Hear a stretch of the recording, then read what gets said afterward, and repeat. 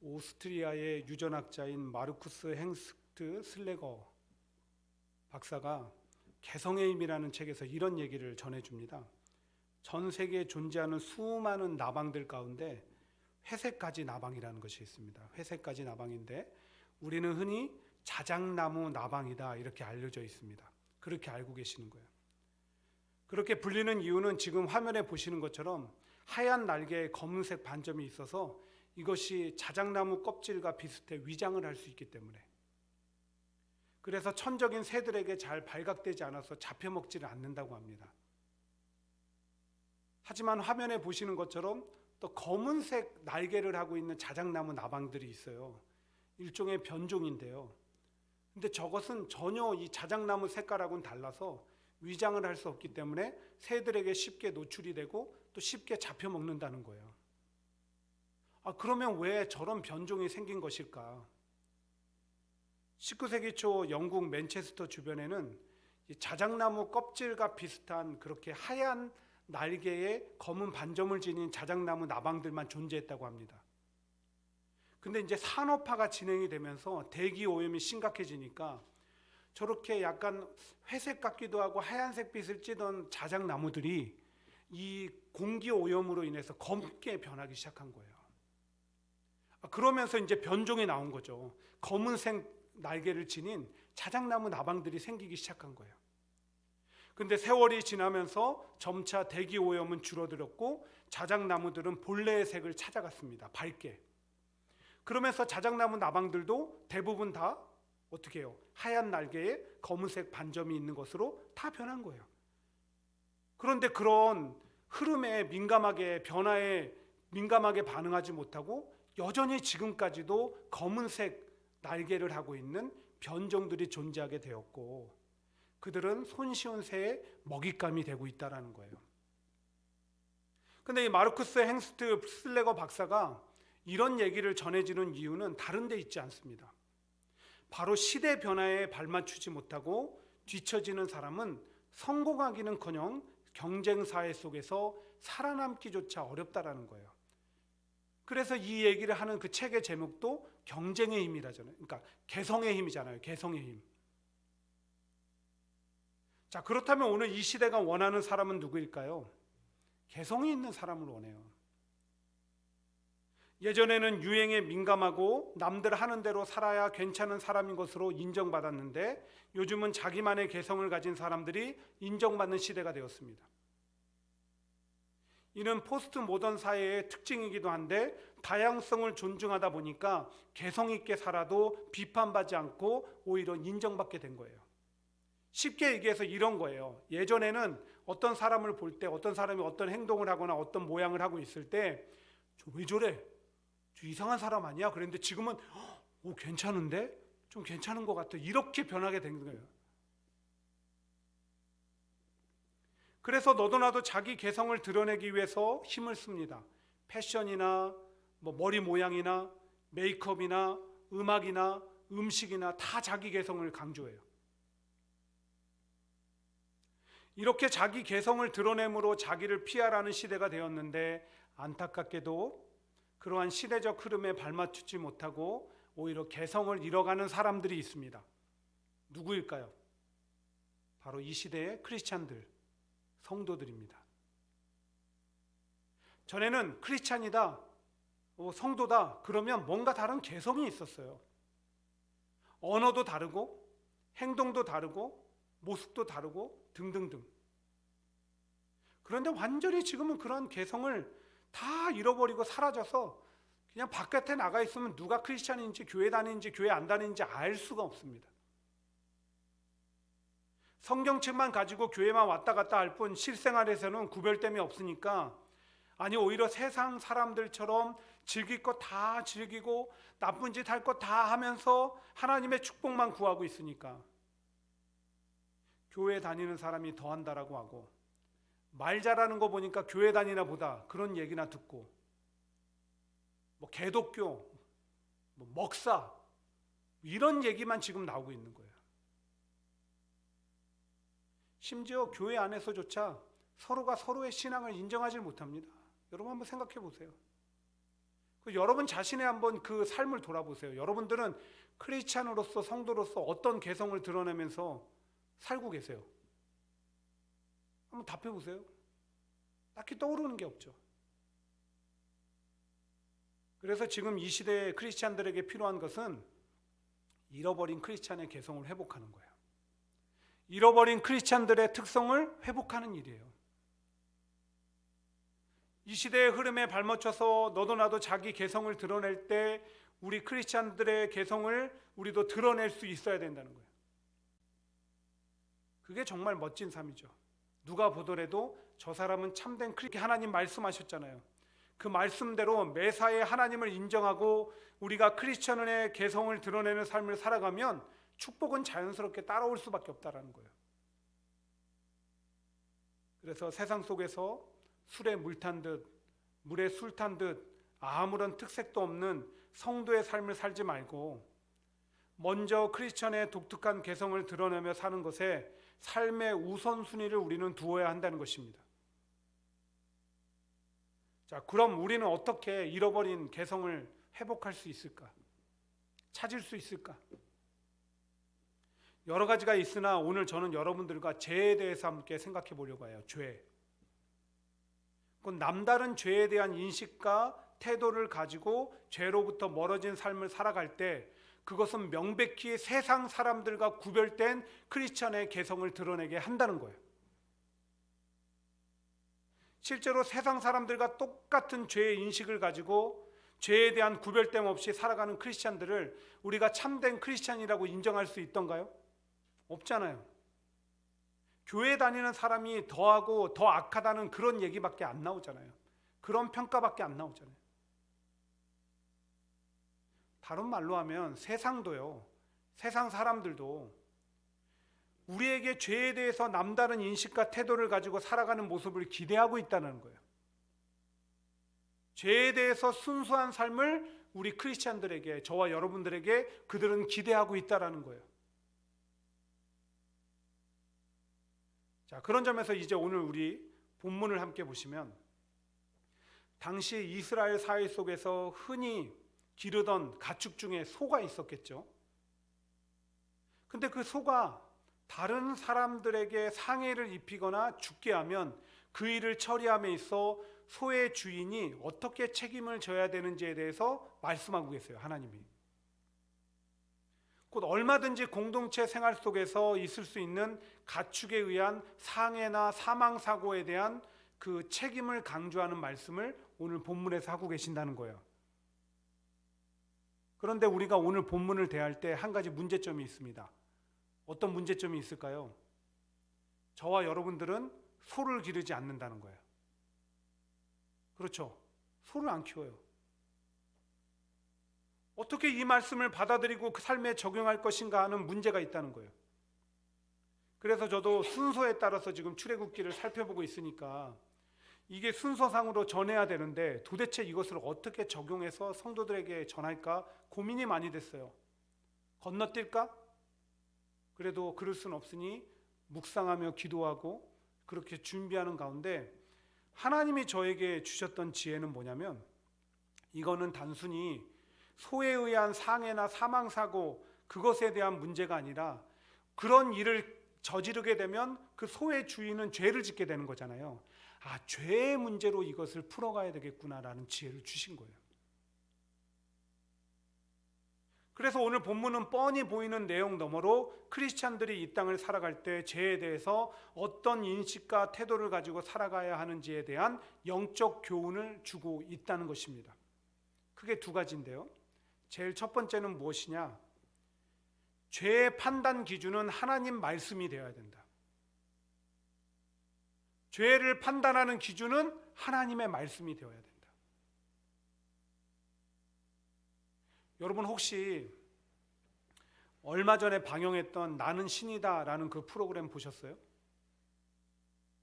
이미 얼마나 악랄한지 이 세상 사람들도 쉽게 저지를 수 없는 죄를 눈 하나 깜짝 안 하고 저질렀어요. 죄책감도 없고요. 저는 그거 보다가 끝까지 볼 수 없을 정도로 불쾌해서 보지를 못했습니다. 그런데 왜 그 사람은 그렇게 이 죄를 서슴없이 저지른 것일까? 이는 평소에 그가 자기를 어떻게 그 신도들에게 가르쳤는지를 통해서 알 수 있어요.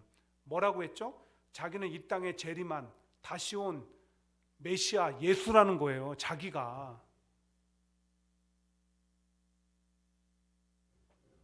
예수님하고 자기를 동격에 둔 거예요. 그렇다 보니까 죄의 판단에 있어서도 자기가 기준이 된 거예요. 그러고 나서 죄책감이 없는 거예요. 엄청나죠? 근데 저는 그 모습을 보면서 이 시대의 사람들의 모습을 보는 거예요. 오늘을 살아가는 사람들도 보세요. 죄의 판단 기준이 어디에 있는지. 옳고 그름의 문제에 있지 않아요.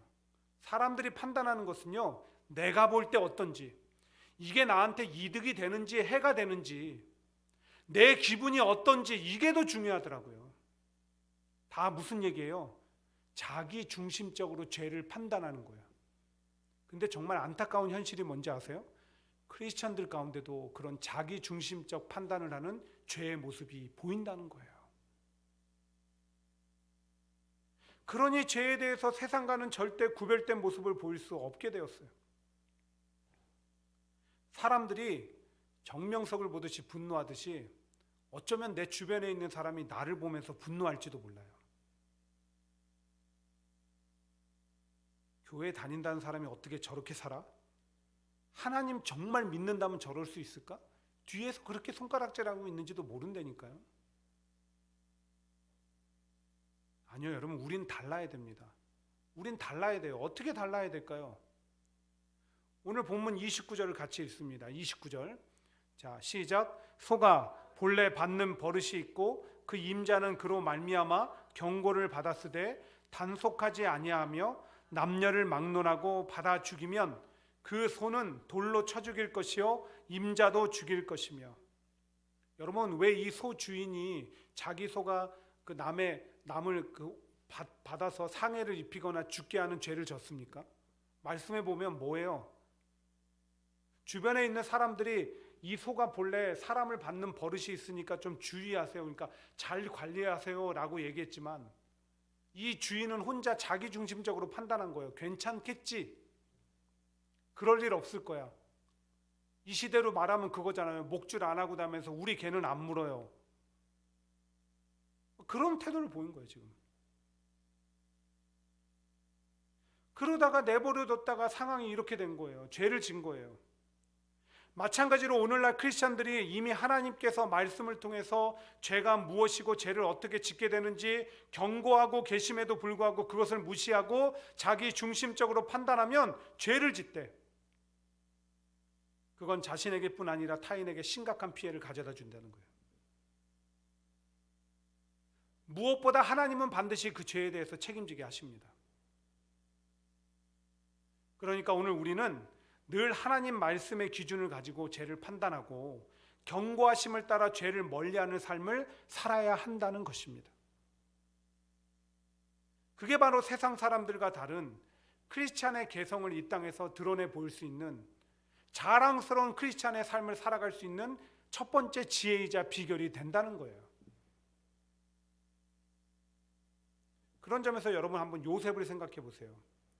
형들의 미움을 받아서 애굽의 노예로 팔려서 왕의 신하 가운데 시위대장 보디발의 집에서 일을 하게 됐습니다.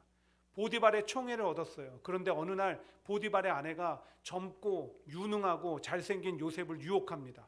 집안에 단 둘이 있어요. 세상적인 관점에서 보면 죄의 문제가 아니라 자기 앞에 출세길을 열기 위해서, 앞으로 더 편안한 삶을 위해서 적당히 주인의 유혹에 넘어가 줘야 해요. 그러나 요셉은 그렇게 하지 않았어요. 요셉이 그렇게 하지 않았던 이유가 뭐예요? 내가 어찌 이 큰 악을 행하여 하나님께 죄를 지으리이까? 요셉이 죄를 판단하는 기준은 사람이 어떻게 보는지, 이것이 나에게 어떤 일을 가져다 주는지, 그게 아니고 하나님과 하나님 말씀에 있었다라는 거예요.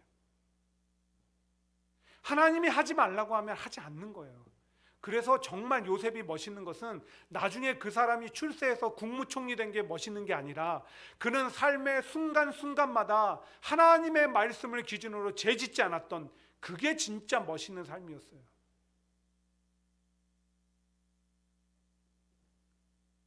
반면에 아담과 하와를 생각해 보세요. 뱀으로 변장한 사탄이 와서 선악과를 따먹으라 죄의 유혹을 할 때 그들이 이렇게 말하죠. 동산 중앙에 있는 나무의 열매는 하나님의 말씀에 너희는 먹지도 말고 만지지도 말라 너희가 죽을까 하노라 하셨느니라 이렇게 했어요. 약간 여기에 하나님이 말씀하신 거에 과장된 부분이 있어요. 그러나 하나님이 분명히 말씀하신 부분도 있어요. 뭐냐? 먹지 말라 반드시 죽으리라. 이건 하나님이 말씀하셨거든요. 그럼 아무리 그 뱀이 유혹을 하고 사탄이 유혹을 해도 그들이 그것을 판단하는 기준은 저 말씀이 돼야 되는 거 아니에요? 그러나 아니요. 자기 눈에 어떻게 보이는지, 자기 감정이 어떻게 이끌리는지 자기 중심적으로 판단함으로 말미암아 그들은 죄를 짓고 말았어요. 그 결과 엄청난 대가를 치르고 살게 되었습니다. 그리고 우리에게도 아담과 하와는 인류의 죄와 타락을 불러온 원인이 되었다라고 낙인 찍히게 된 거예요. 여러분, 오늘 우리는 누구와 같이 살아가고 있습니까? 죄에 대해서. 크리스찬으로서 우리는 요셉과 같이 살고 있습니까? 아담과 하와처럼 살고 있습니까? 러시아의 문호 톨스토이의 작품에 보면 이런 얘기가 나옵니다. 어느 날 두 여인이 목사님을 찾아옵니다. 한 여인은 목사님 앞에 펑펑 울면서 내가 너무나 큰 죄를 저질렀고 난 죄인이라고 울며 회개하는 거예요. 그런데 또 다른 여인은 나는 그다지 큰 죄를 저지르지 않았고 그냥 작은 죄 몇 가지만 저질렀습니다 라며 당당한 모습을 보이는 거예요. 목사님이 두 여인에게 각각 이렇게 얘기했습니다. 첫 번째 여인에게는 가서 당신이 들을 수 있는 가장 큰 돌덩어리를 골라서 이리 가져오십시오. 그리고 다른 여인에게는 가서 작은 그 돌덩어리를 당신 치마폭에 담을 수 있을 만큼 가지고 오십시오. 그 명령대로 목사님의 말씀대로 가서 첫 번째 여인은 정말 큰 돌덩어리를 낑낑대면서 가지고 온 거예요. 그리고 두 번째 여인은 치마폭에 자잘한 돌을 잔뜩 가지고 왔어요. 이제 목사님이 다시 얘기합니다. 첫 번째 여인에게는 이 돌을 다시 제자리에 가져다 놓으세요. 그러니까 이 여인은 망설임 없이 다시 낑낑거리면서 그 돌을 가져가는 거예요. 두 번째 여인에게도 이 작은 돌들을 원래의 자리로 가져다 놓으십시오 라고 했더니 이 여인은 이 돌들을 각각 어디서 가져온지를 몰라서 가지 못하고 그냥 서 있었다는 얘기가 있는 거예요. 사랑하는 성도 여러분, 어쩌면 우리는 이 두 번째 여인처럼 살았는지 몰라요. 하나님 말씀대로라는 명확한 죄의 기준과 태도 없이 자기 중심적으로 판단하고 선택함으로 이런저런 죄를 지으며 살아왔음에도 불구하고 도대체 내가 어디서 죄를 졌는지도 모르는 죄의식도 없이 살아왔다라는 거예요. 그러나 이제는 우리는 바뀌어야 되겠죠. 내가 주께 범죄하지 아니하려 하여 주의 말씀을 내 마음에 두었나이다. 이 시편 기자의 고백처럼 늘 하나님 말씀을 기준으로 하는 삶을 살아가므로 죄에 대해서 엄격하고 죄를 멀리함으로 세상 가운데 크리스찬의 개성을 드러내 보이며 하나님 앞에 영광 돌리는 멋진 저와 여러분들의 삶이 되기를 주의 이름으로 축원드립니다. 두 번째로 이 크리스찬들이 죄에 대해서 가져야 되는 인식과 태도는 죄의 구덩이를 덮어야 된다는 거예요. 죄의 구덩이를 덮으셔야 돼요. 앞에서 우리는 소가 사람을 받는 버릇이 있으니 잘 관리하세요 라고 했음에도 불구하고 주인이 그 경고를 가볍게 여겨서 타인에게 상해를 입히거나 죽게 하는 경우를 통해 하나님 말씀을 가볍게 여기거나 삶의 기준으로 삼지 않으면 죄를 범하게 된다는 사실을 함께 나눴습니다. 그런데 그것과는 달리 또 다른 이유로 죄를 짓게 되는 경우가 있다는 것을 오늘 말씀은 전해주고 있어요. 우리 같이 본문 33절을 읽도록 하겠습니다. 33절입니다. 자, 시작. 사람이 구덩이를 열어두거나 구덩이를 파고 덮지 아니하므로 소나 나귀가 거기에 빠지면. 이 팔레스타인 지역은요 사막과 같은 기후이기 때문에 물이 아주 귀했습니다.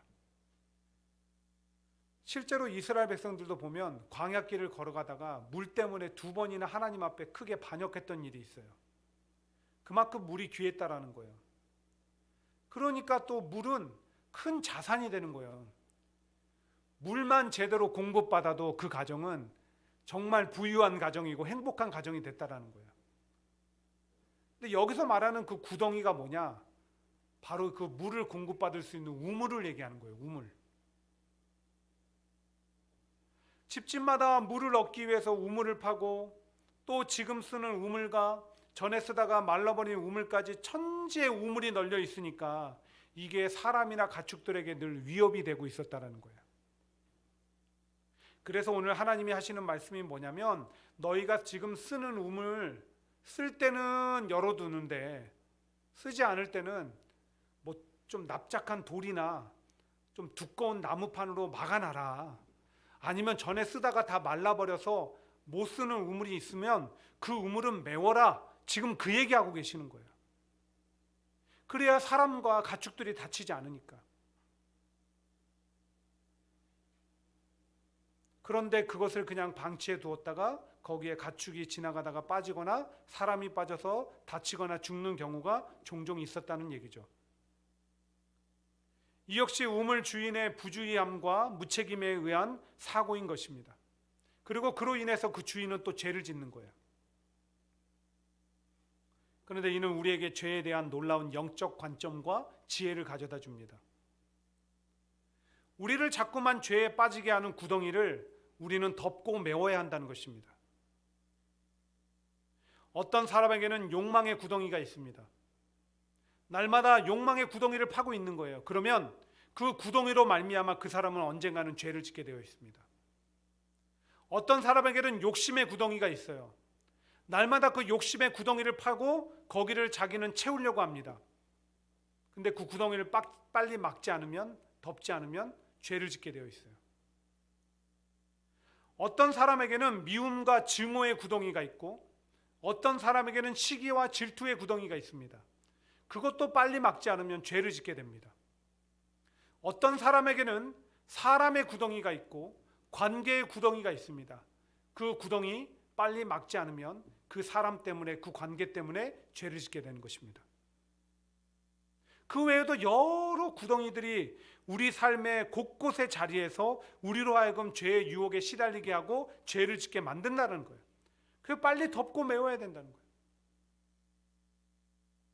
덮고 메우지 않으면 계속해서 죄를 짓게 되고 죄는 반드시 하나님과의 관계에 문제를 일으키고 영적으로 죽으며 영적인 죽음은 삶의 괴로움으로 나타나고 하나님으로부터 하나님의 자녀로서 마땅히 누려야 할 삶과 영의 축복을 받아 누리지 못하게 되기 때문에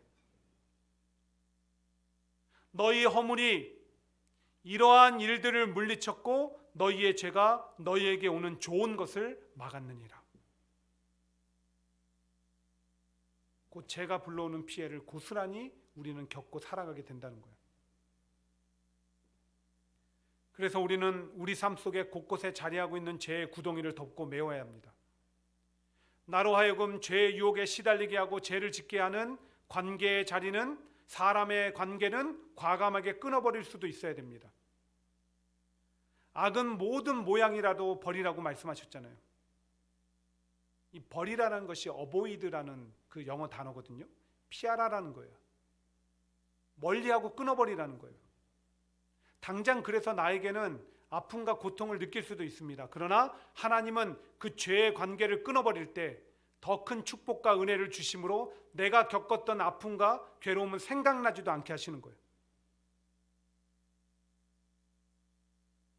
그런가 하면 미움과 증오, 시기와 질투의 구덩이는 하나님의 말씀과 기도로 메우고 덮으셔야 돼요. 그런 실천을 한 대표적인 인물이 다윗이죠. 특별히 시편 55편은 다윗이요, 자기의 충신이었던 아히도벨이 압살롬 아들이 반역할 때 거기에 동조했을 때 그 심정을 토로하면서 쓴 시입니다. 여러분 생각해 보세요. 자식이 반역하는 것도 그렇고 믿었던 충신이 반역을 했어요. 믿었던 사람한테 배신 당해 보셨어요? 그 마음속에 그 배신으로 인해서 큰 미움과 증오가 불일 듯 일어나고 괴로운 마음으로 당장이라도 그들을 죽이고 싶은 증오가 불일 듯 일어났습니다. 막 그것을 토로하는 거예요. 그런데 다윗은 이내 이렇게 하나님을 향해서 얘기합니다. 나는 하나님께 부르짖으리니 여호와께서 나를 구원하시리로다. 곧 그는 기도로 악인에 대한 원수 갚는 일을 맡긴 거예요. 곧 미움과 증오로 인해 죄를 지을 수 있었던 그 구덩이를 뭘로 막은 거예요? 기도로 막아버린 거예요. 기도로 덮어버린 거예요. 그와 같이 우리도 미움과 증오, 시기와 질투가 생겨나 나로 하여금 죄를 짓게 만들지 않게 말씀과 기도로 날마다 구덩이를 덮어야 된다는 거예요. 또 그런가 하면 우리를 죄에 빠지게 하는 욕망과 욕심의 구덩이들이 있죠. 이건 어떻게 메울까요?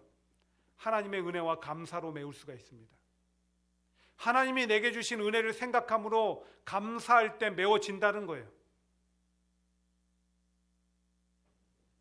어떤 목사님께서 이런 고백을 하시는 것을 들어보았습니다. 목사님은 병원에 신방을 갈 때마다 다른 삶의 태도와 자세를 갖고 나오게 되더라는 거예요.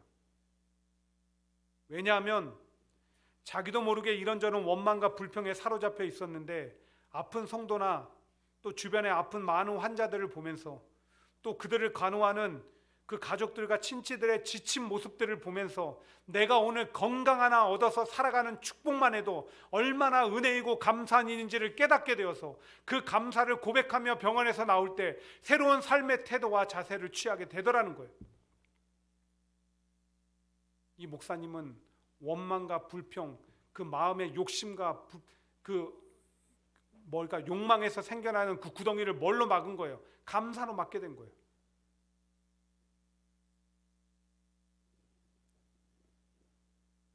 정말 모든 사람들에게는 욕망과 욕심이 있습니다.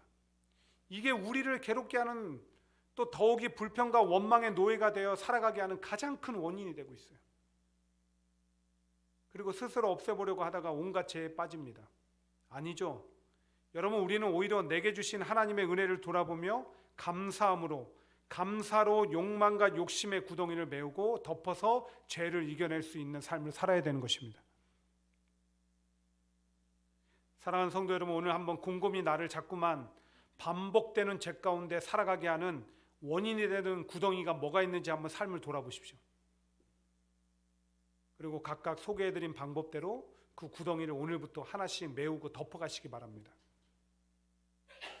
그래서 세상 가운데 크리스천의 자랑스러운 개성을 드러낼 수 있는 저와 여러분 되시기를 주님의 이름으로 간절히 소망합니다. 말씀을 맺으면서요, 지난 화요일, 여기 시간으로는 화요일 저녁이고 한국 시간으로는 수요일 오전에 저와 아내의 가장 친한 친구가 먼저 하나님 곁으로 갔습니다. 대학 때 처음 만나서 친구가 되었고, 저희가 유학을 왔을 때 그 친구는 맨하탄 음대에서 유학 생활을 하고 있었기 때문에 저희를 맞아주었고, 아무것도 모르는 초보 이민자들을 위해서 제 친구는 많은 도움을 주었습니다. 제 친구는 한마디로 부르기만 하면 언제든지 달려갈게, 이런 친구였습니다. 그리고 우리가 한 집을 얻어서 같이 살기도 했습니다. 한국에 가서 이 친구는 좋은 학위도 받았고 그랬기 때문에 출세의 길이 막 열릴 줄 알았습니다. 근데 안타깝게도 건강의 위기가 한번 찾아오더니 계속 건강이 나빠지는 거예요. 한국에 가서 만날 때마다 건강이 악화되는 친구의 모습을 보면서 저희 마음은 너무나 아팠습니다. 근데 이 친구가 하늘나라로 떠나면서 저희에게 준 감동이 있습니다. 아내에게 죽기 이틀 전에 카톡을 보내면서 이런 얘기를 했다고 해요. 의사가 자기에게 천국 갈 준비를 하라고 했다고. 너무나 기쁘고 감사하고 기대가 된다는 것입니다. 하나도 두렵지가 않대요. 그렇게 친구는 자기가 그렇게 기뻐하고 감사하고 기대했던 천국에 먼저 갔습니다. 저희 유학 생활에 먼저 나와 맞이해 줬던 것처럼 천국에서 저희를 또 맞아 줄 것입니다. 사랑하는 성도 여러분, 하나님께서 그렇게 우리에게 죽음의 두려움과 공포를 이겨낼 수 있는 놀라운 은혜와 축복을 선물로 주셨습니다. 저 천국에 대한 확신과 약속과 영생에 대한 약속을 선물로 우리에게 주신 거예요. 근데 그런 놀라운 은혜와 축복의 선물을 받은 우리가 도대체 지금 어떻게 살아가고 있습니까? 당연히 세상 사람들과는 다른 모습이 있어야 하지 않을까요? 어떻게든 하나님께 영광 돌리고 그 이름을 높이는 삶의 태도와 모습이 있어야 하지 않을까요? 그렇게 크리스찬의 개성을 드러내 보이며 사는 자랑스러운 성도, 하나님의 자녀가 되어야 되지 않을까요? 그게 정말 멋있는 크리스찬의 삶 아닙니까? 이를 위해서 오늘 한 가지 실천 방안을 말씀드렸습니다. 바로 죄에 대해서 다른 인식과 태도를 보이는 거예요. 하나님 말씀이 죄의 기준이 되셔야 되고요. 죄의 구덩이를 막으셔야 됩니다. 그렇게 점차 우리 삶이 죄로부터 멀어지고 자유함으로 하나님 앞에 자랑스러운 자녀요, 세상에서는 떳떳한 개성 있는 크리스찬일 뿐만 아니라 나를 통해서 그곳이 어디든 간에 하나님 영광 받으시는 그 일이 있게 되기를 주님의 이름으로 간절히 축원드립니다. 오늘 말씀 생각하며 이렇게 찬양하도록 하겠습니다. 자랑스러운 하나님의 자녀로